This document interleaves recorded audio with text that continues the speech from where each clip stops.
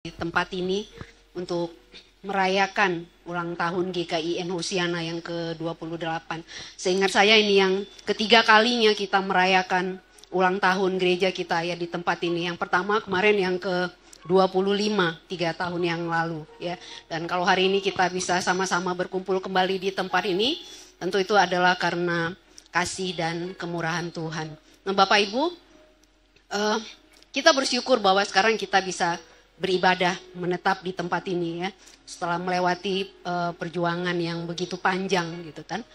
Tetapi tentu kenyamanan yang kita alami sekarang, yang kita rasakan sekarang ini tidak boleh membuat kita lupa pada perjalanan kita yang panjang ya dalam penyertaan Tuhan, sehingga kita bisa sampai ke posisi seperti sekarang ini pada saat ini gitu ya. Saya teringat pada perjalanan bangsa Israel, Bapak Ibu ya, ketika mereka merayakan Paskah itu, setiap kali mereka merayakan Paskah, mereka selalu menceritakan ulang kisah perjalanan mereka ketika mereka keluar dari tanah Mesir sampai mereka bisa tiba ke tanah Kanaan kepada anak cucunya gitu ya. Dan tujuannya itu adalah supaya mereka itu walaupun mereka tidak mengalami apa yang dijalani oleh nenek moyangnya, tapi mereka tahu ceritanya gitu, dan mereka tahu bagaimana Tuhan itu menyertai perjalanan nenek moyangnya sampai mereka bisa tiba di tanah Kanaan. Jadi saya kira mungkin itu tujuannya Bapak Pendeta, sehingga hari ini menugaskan saya untuk menceritakan perjalanan yang saya alami bersama dengan GKIN Hosiana di tempat ini ya. Karena kata Pak Pendeta, saya ini saksi sejarah katanya gitu. Nah sebetulnya dengar kata saksi sejarah itu saya merasa tiba-tiba aduh aku tua banget gitu ya. Karena kalau dibilang udah saksi sejarah itu biasanya kan udah yang udah yang tua-tua gitu. Tapi memang itulah kenyataannya ya Bapak Ibu. Saya berjalan bersama dengan GKIN Hosiana ini memang sudah puluhan tahun, lebih dari 20 tahun gitu ya. Jadi memang sudah cukup panjang perjalanannya gitu. Jadi saya tuh pindah ke Puri Kosambi ini tahun 98 ya. Dan sebagaimana aturan yang ada Bapak Ibu, kalau kita pindah ke suatu tempat gitu kan, kita harus lapor ke lingkungan ya bahwa kita pindah ke sini dan kita mau menetap di sini gitu. Nah waktu itu seperti itu. Jadi kami datang ke ketua lingkungan lah pada waktu itu ya, melaporkan diri bahwa kita tuh pindah ke tempat ini gitu, mau menetap di tempat ini. Nah kemudian Bapak Ibu Saudara, ketika dia tahu bahwa kita ini orang Batak dan Kristen gitu ya, beliau tuh bilangnya seperti ini.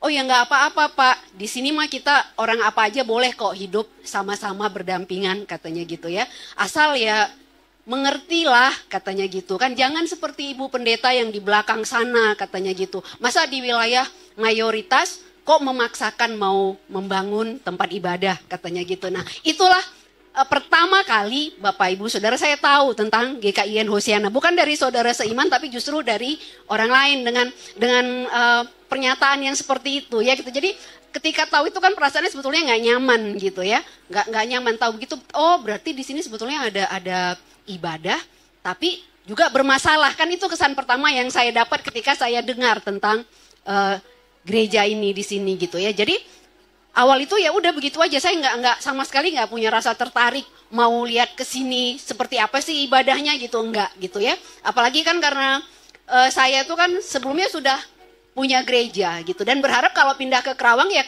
cari gereja yang sama dengan gereja asal saya tadinya gitu kan. Jadi dibilang ada gereja di sini, kemudian ternyata gerejanya juga bermasalah seperti itu tuh awalnya memang sama sekali nggak ada rasa tertarik seperti apa sih gitu, enggak. Nah tapi kemudian Bapak Ibu ya, tahun-tahun berikutnya itu ketika kita kemudian tinggal di sini lebih lama, kemudian kenal dengan orang lebih banyak gitu ya. Nah ada saudara seiman juga yang bilang, kalau gereja kemana katanya gitu. Terus kita bilang ya sementara ini masih pindah-pindah gitu ya, jadi masih mencari tempat yang kita rasa nyaman untuk menetap gitu. Jadi waktu itu kan seperti itu gitu. Terus dia bilang, padahal di belakang itu ada gereja loh katanya gitu, ada ibadah, coba dong datang ke sana katanya gitu ya. Nah tapi saya nggak bilang, saya sih udah tahu gitu, tapi kan yang sana itu sepertinya bermasalah gitu ya. Dan dalam hati itu kan ada perasaan Bapak Ibu, kalau ada tempat yang nggak bermasalah, ngapain sih kita datang ke tempat yang bermasalah kira-kira gitu ya. Toh gereja saya yang lama tuh kan nggak ada masalah gitu ya. Jadi awalnya seperti itu gitu. Nah tapi kemudian ketika saya punya bayi, ya punya bayi, anak saya yang pertama waktu itu Bapak Ibu, kalau pergi gereja jauh itu ya, bawa bayi itu kan repot gitu ya. Waktu itu kan kita kalau kemana-mana itu naik motor gitu. Nah kemudian saya hari Minggu, kalau bawa bayi mau pergi jauh tuh rasanya, aduh kasihan amat nih anak dibawa-bawa naik motor jauh gitu ya. Tapi kalau nggak ke gereja, saya merasa ada yang kurang gitu ya. Nggak gereja tuh kok rasanya nggak nyaman, ada yang kurang gitu kalau nggak pergi ke gereja. Nah itulah awalnya saya datang ke tempat ini gitu ya. Waktu itu ibadah persis di tempat ini Bapak Ibu, tapi bangunannya itu masih bangunan lama ya, rumah RS tipe 21, belum diapa-apain sama sekali gitu, masih seperti itulah kondisinya tempat beribadahnya gitu ya. Dan waktu itu gembalanya itu belum Pak Suhardi, masih Ibu Pendeta Ning. Nah tapi saya juga belum menetap di sini gitu. Jadi kadang-kadang datang ya. Jadi kalau memang kebetulan saya nggak beribadah kemana-mana ya saya ke sini gitu. Tapi kalau pergi ke tempat lain ya udah nggak ke sini gitu ya.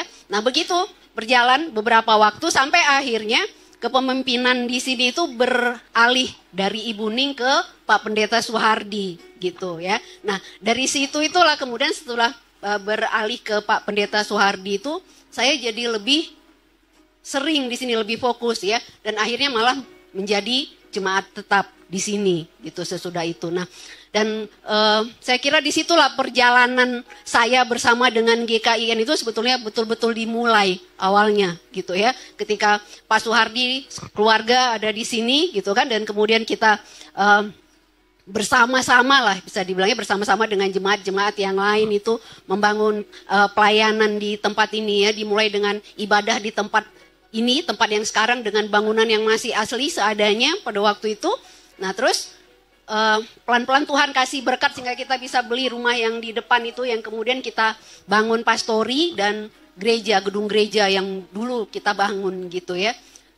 Senang Bapak Ibu, senang lah gitu ya, awalnya tentu senang karena awalnya itu kan nggak awal-awal pertama datang tuh sepertinya nggak ada masalah gitu sampai kita bisa bangun dan itu berdiri, walaupun pada waktu itu belum selesai ya, masih finishing itu yang kita didatangin orang gitu. Kita masih semangat cari dana untuk beli kusen pada waktu itu saya ingat ya. Terus tiba-tiba suatu hari Bapak Ibu habis maghrib itu saya ingat ada orang datang gitu ya ke kita terus bilang, Pak katanya sama suami saya gitu, di depan sana tuh di pemasaran rame orang loh gitu, rame orang dengan pakaian putih-putih itu, katanya mereka mau merubuhkan gereja di belakang gitu ya. Informasinya seperti itu waktu itu. Nah, terus Bapak Ibu, waktu itu di gang tempat kami tinggal di Blok AD, AE itu, mayoritas penghuninya itu adalah orang Batak, orang Ambon, dan orang Timur. Jadi tahu sendiri tensinya tuh seperti apa. Dengar yang seperti itu kan langsung wah gitu ya, langsung ayo kita hadapi kan gitu kan. Jadi mereka tuh langsung pada keluar tuh bapak-bapaknya semangat. Nah, tapi tiba-tiba Bapak Ibu isunya berubah lagi gitu. Katanya begini, nanti katanya habis mereka tuh merubuhkan gereja, mereka akan ke Blok AD dan AE gitu. Jadi serang rumah-rumahnya orang Kristen yang ada di sini. Karena memang pada waktu itu tuh gang itu terkenal sebagai gang Kristen gitu. Makanya dulu kalau kita bikin acara-acara ibadah tuh yang tempat paling aman ya di situ gitu kan. Nah, tapi isunya seperti itu gitu Bapak Ibu. Jadi akhirnya bapak-bapaknya jadi mikir lagi, kalau kita pergi ke sana gitu ya, terus anak istri kita tinggalin di sini tuh bagaimana gitu. Nah, terus selain itu Pak Pendeta ya, Pak Suhardi seingat saya pada waktu itu memang telepon juga ke suami saya gitu ya, terus bilang, Pak Ginting tolong ditenangkan orang-orang yang di situ gitu supaya kondisinya tetap kondusif, gak usah kesini gitu. Itu kata suami saya gitu ya. Apa benar gitu Pak, saya nggak, tapi katanya begitu gitu. Pak Suhardi telepon saya katanya gak usah ke sana, tenangkan orang yang di sini, gak usah bikin keadaan tambah ribut di sana gitu. Katanya Bapak baik-baik aja gitu kan. Nah, jadi pada malam itu Bapak Ibu, kami nggak tahu apa yang terjadi di sini gitu. Kita nggak lihat karena kita memang nggak kesini. Karena isu yang tadi itu ya, karena dua hal tadi itu. Isu yang bilang bahwa mereka akan ke sana dan menyerang kita sesudah mereka rubuhkan ini. Terus juga telepon dari Bapak Pendeta yang bilang nggak usah ke sini gitu ya, jaga keadaan tuh supaya tetap kondusif. Jadi kita nggak ke sini sama sekali malam itu gitu. Tapi saya percaya bahwa ada yang lain, teman-teman yang lain yang ikut datang ke sini ya, termasuk ada Pak Cornelis di belakang itu yang datang ke sini untuk lihat keadaannya Pak Pendeta. Tapi kita nggak lihat. Esok harinya itu baru kita lihat pagi-pagi gitu ya, kita kesini, tapi Bapak udah nggak ada, udah diungsikan ke tempat yang lain gitu ya. Nah, Bapak Ibu itu awalnya ya pergumulan kita dimulai untuk pelayanan gereja di tempat ini ya. Sesudah itu Bapak tinggal di Kerawang untuk beberapa lama pada waktu itu ya, tapi tetap kalau hari Minggu kembali ke tempat ini untuk melakukan pelayanan gitu, dan itu berjalan beberapa lama ya.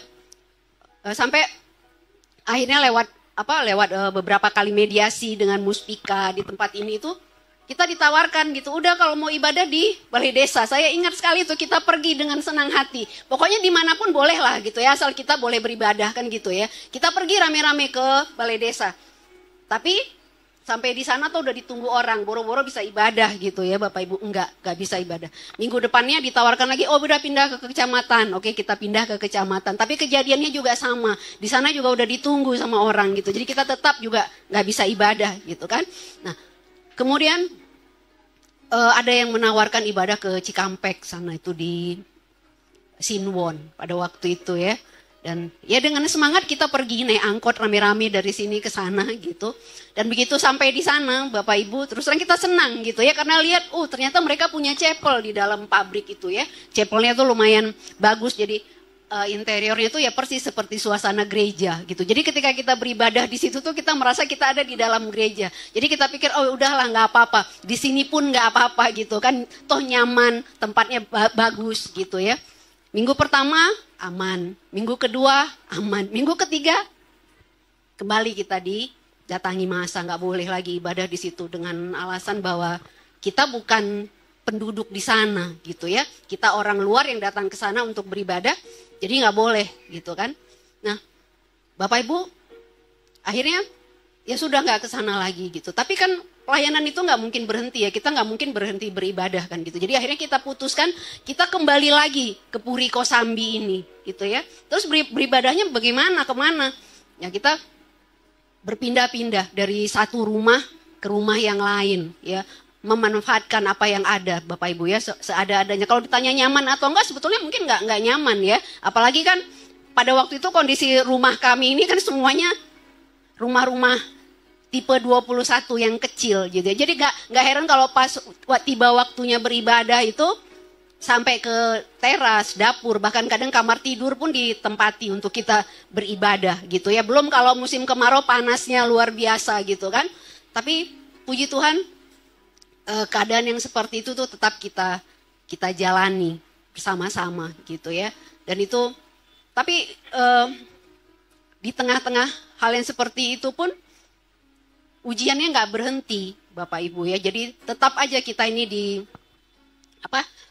masih diganggu lah bisa dibilang ya. Karena pada waktu itu saya ingat kita tuh dikirimin selebaran ke tiap-tiap rumah orang Kristen gitu ya. Jadi selebarannya tuh bunyinya pokoknya di lingkungan Puri Kosambi ini tidak boleh ada kegiatan ibadah apapun gitu ya, dimanapun, baik itu di rumah dimanapun nggak boleh ada gitu loh. Jadi itu ke tiap-tiap rumah itu mereka kirim lengkap dengan tanda tangan warga yang katanya ini tanda warganya semuanya tanda tangan. Warganya nggak setuju kalau kalian itu melakukan kegiatan ibadah di sini gitu ya. Apakah kita punya rasa takut menghadapi yang seperti itu, Bapak Ibu? Ada. Ya jujur saya katakan ada rasa takut gitu ya. Tapi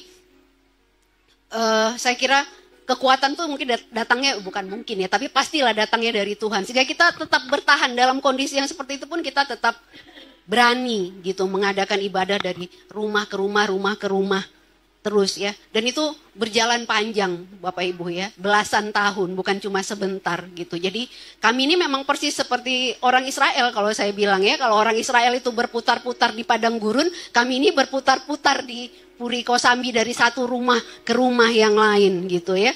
Dan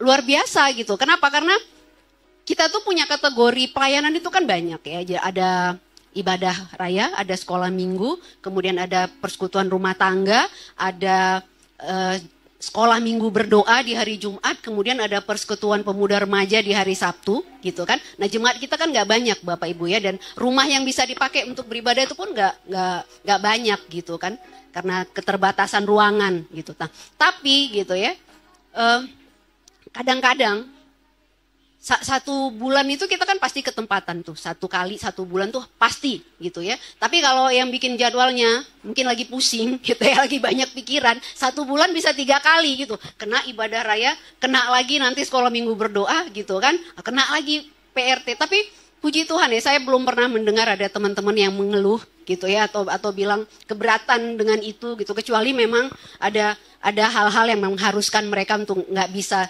terima kita di rumahnya pada hari itu gitu ya. Nah itulah kebersamaan kami di tempat ini Bapak Ibu ya, sampai kemudian kemarin itu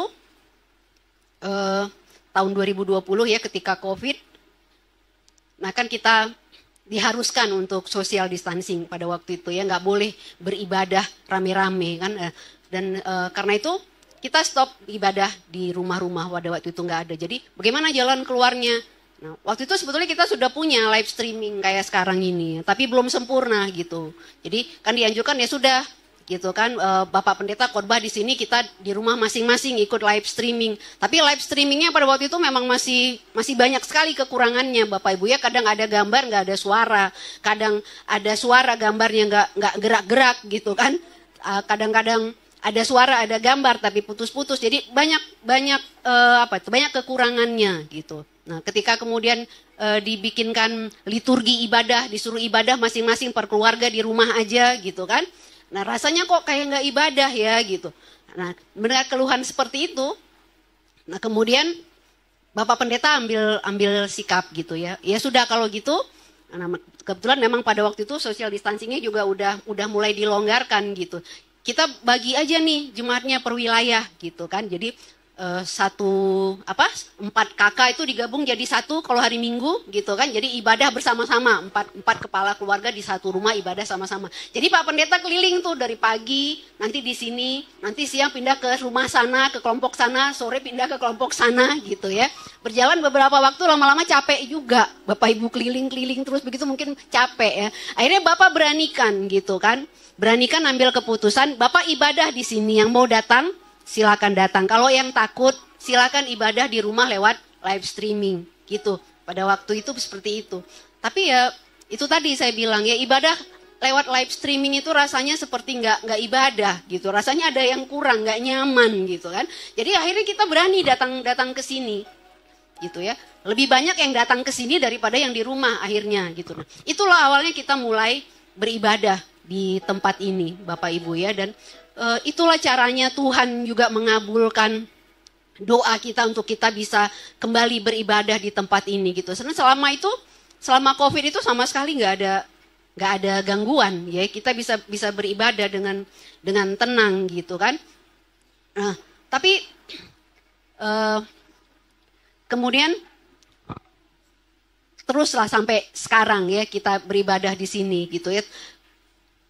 Pernah ada Bapak Ibu sesudah selesai COVID kita ibadah di sini, memang masih pernah, saya ingat saya masih pernah kita didatengin masa sekali lagi waktu itu ya, tapi nggak rame-rame ya, itu memang nggak berkelanjutan gitu. Sampai hari ini kita bisa beribadah di sini dan di sini tanpa ada gangguan yang berarti gitu ya. Nah, saya kira ini semua adalah karena kasih karunia Tuhan bagi kami ya, bagi kita semua jemaat GKIN Hosiana di tempat ini gitu. Tapi tentu kita juga nggak bisa melupakan bahwa itu juga terjadi karena kegigihannya Pak Pendeta dan keluarga ya gitu. Kenapa saya bilang begitu Bapak Ibu ya?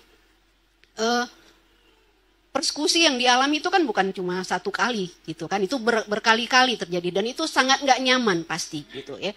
Tapi kalau beliau memutuskan untuk tetap tinggal di sini gitu kan, itu kan saya kira sesuatu yang patut kita apresiasi. Pada dasarnya kan bisa aja pindah ya, bisa aja pergi ke tempat lain yang lebih nyaman gitu kan, tapi beliau memilih untuk bertahan di sini gitu. Beliau pernah bilang sama saya seperti ini, saya tuh takut Bu katanya gitu ya, kalau saya nyerah sekarang katanya, nanti anak cucu kita begitu mereka dewasa suatu saat dan di sini itu nggak ada gereja, mereka akan ingat dan mereka akan bilang ini gara-gara Pak Soehardi gitu, gara-gara Pak Soehardi menyerah, makanya di sini nih sekarang nggak ada gereja gitu ya. Nah karena itu katanya makanya Bapak bertahan di tempat ini walaupun keadaannya nggak nyaman ya.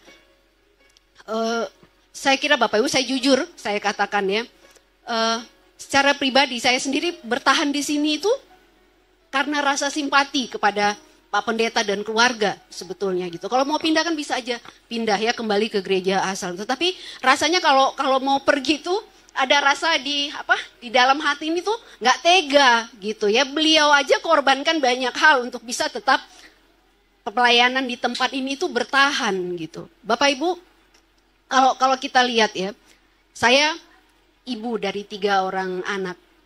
Nggak ada hal itu yang buat saya lebih berat untuk ditanggungan daripada kalau saya melihat anak-anak saya itu sakit atau disakiti gitu. Dan saya membayangkan Iva dan Predik ya ketika masa itu kan mereka masih kecil ya. Iva ini sebaya dengan anak saya yang paling besar ya. Mereka tuh berkali-kali mengalami hal yang seperti itu gitu, menyaksikan orang tuanya dipersekusi gitu kan.